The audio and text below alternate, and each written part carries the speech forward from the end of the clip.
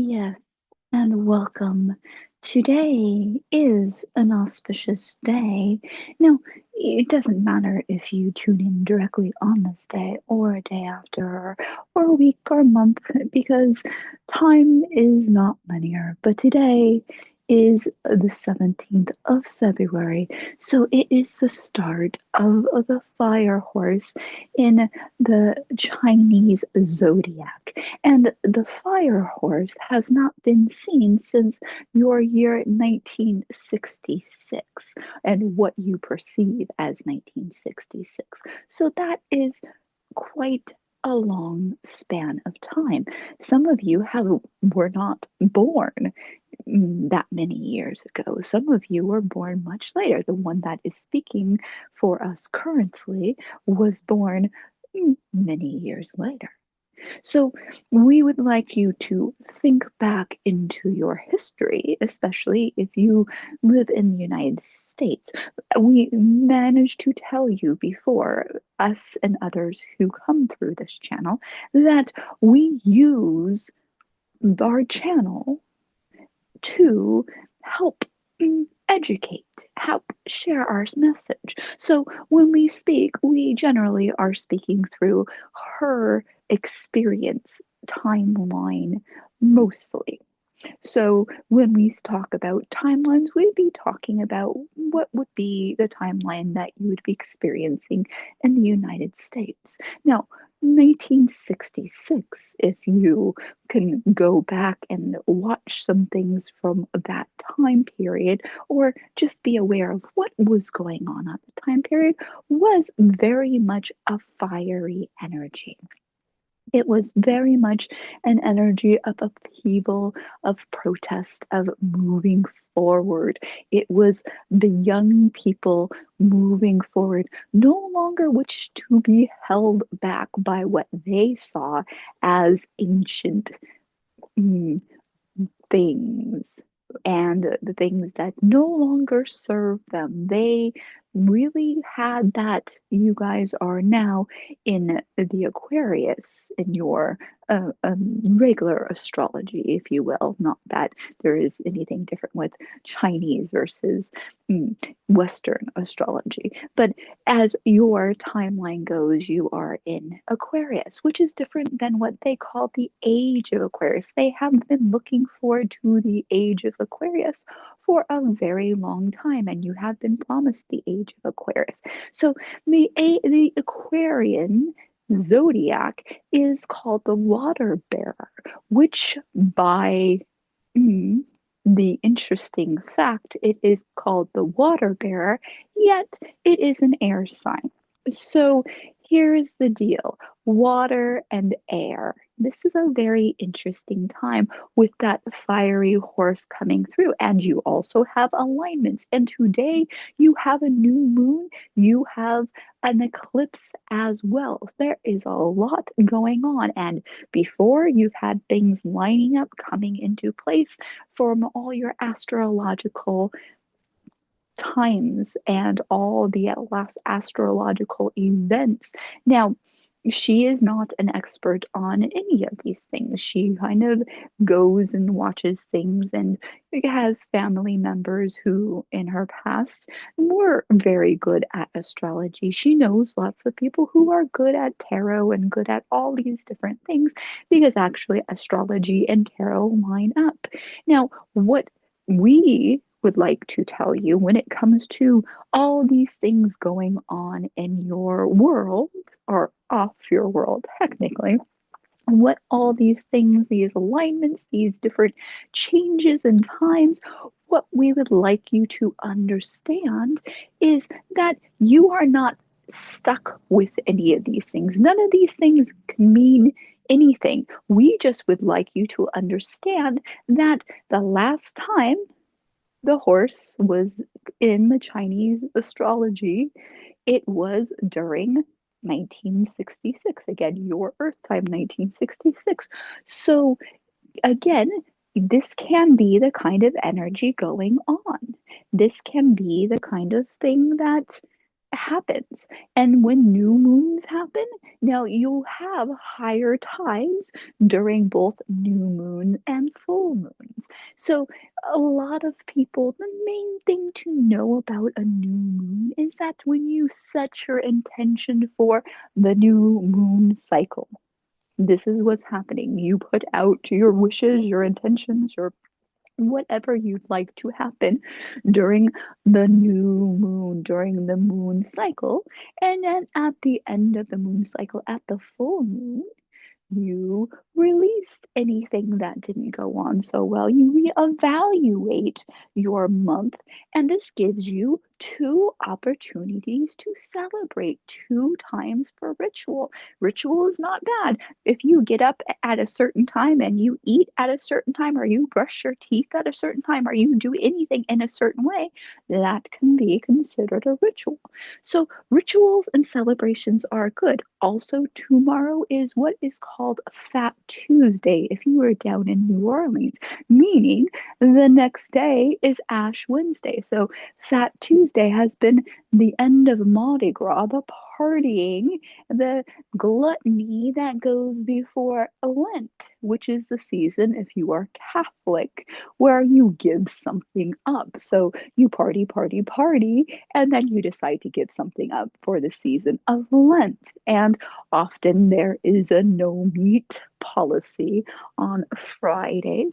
We love this because we know that your planet would benefit ecologically and emotionally and in your sourceness if there was less consumption of meat. We are not asking to be like her who is speaking to be a vegan per se, but it would cut down on the strain of your planet, what the resources that are being used because of the fact that when you have cattle and to get enough meat for everybody's greed, not for their need, then it causes lots of problems. And raising animals in the way that they are raised often causes pollution in the soil, in the water, the waste products of, and also the hormones to produce enough of what you want. It's caused problems as well, not to mention mm, swine and pig that you eat, that dust from the manure causes all sorts of problems for lungs for the farm hands. There are lots of things that part of it is what would be called exploitation. Because again, this is not what you need to survive. You can survive on a minimal amount. They consider on that Fridays that during their Lent cycle, they consider fish not to be meat. So you can do something like that. Now, you could do this and keep this going the whole year. Pick a day of the week and decide no meat, like there is that no meat Monday. It is a very good thing for you, and it also takes out that cruelty. Again, others have talked about go visit a slaughterhouse that yesterday's was on exploitation, and that was one of the things that was brought up. Now, you have a Mercury in retrograde coming up. And again, we are not telling you this because you need to be freaked out, as they say. We are letting you know that these are some of the energies, and it's important for you to understand some of the energies going around you can explain stuff. When Mercury in retrograde comes into play, there is what they call a shadow 3 weeks before and 3 weeks after. Now, there are some wonderful aspects of Mercury in retrograde. It is meant to slow you down, to one of the things they suggest when you have Mercury in retrograde is not to start something new. Now, if you had something already planned, you should not be like, no, I cannot do this thing. No, but finish. Mercury retrograde is a time to finish things that you haven't finished. It is a time to give yourself a little extra time with your instruments, your electronic instruments, the things that guide you, your GPSs, your texts, your emails, your Zooms, all the different things that you might use. It is saying it is time, and during that time, it is people tend to think that the communication, because Mercury was the god of communication. So the thing with that is when something goes retrograde, it is slowing down. It will cause some problems, possibly, but just to be aware, you do, again, do not have to hide in a hole and be afraid. It is just to be aware. So, for instance, if you have an appointment somewhere, you might want to bring a physical book because your phone or your tablets or whatever you might bring with you to read might not work. The same thing for if you're traveling, have extra provisions, have a little gap, a little cushion of time, build during Mercury in retrograde, which look up what the dates are exactly, build little cushions of time. Don't stack things back to back, especially if what you do is technological or travel oriented. Give yourself plenty of extra time. So, this is why it is important to kind of pay attention to some of these things again, because things like the new moon, the full moon, you can see changes in people around you. And we are not going to give you a detailed thing, but knowing right there on this day, you have all these things happening and coming up. So, being aware of the fact that, yes, while Fire Horse moves you forward really quickly, will, hmm, you just said there might be some delays. Yes. Well, most of you get your news, your information via your either phones or your computers. So while you may be in go mode, these things may be in slow mode. So there might be a problem. There is also Aries and Mars and all these different things coming into play. And what we would like you to focus on again is when you know something might be a tough time astrologically, to do stuff that makes it easier for you. You, again, with the Mercury retrograde that is forthcoming, you, again, cushion. Give yourself cushion. Be prepared. Do not try to get everything as fast as you can. Be prepared. The same thing with everything. This is why they have watched people on your planet have watched the stars and the alignments forever, is because they understand that certain things have occurred when certain alignments happen, because you are part of source. Yes, you are one with source, so you are that higher energy. However, you are in your suit, you are in your earth suit, and that makes you also have creaturehood, like what you would see animals on the planet. And you are affected very directly by the things that affect the earth, and stuff that happens in the skies is has an effect. Again, the moon has a direct effect on your tide. So, of course, why would it not have some sort of effect on your body? That would make the most sense.